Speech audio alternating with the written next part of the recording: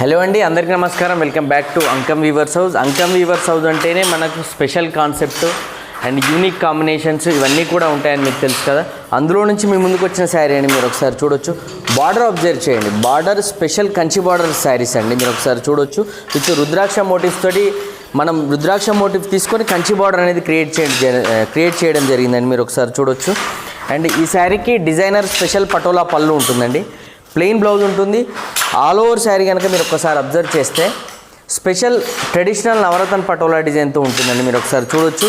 Sea green with purple combination అండి, ఇది class combination అని చెప్పొచ్చు.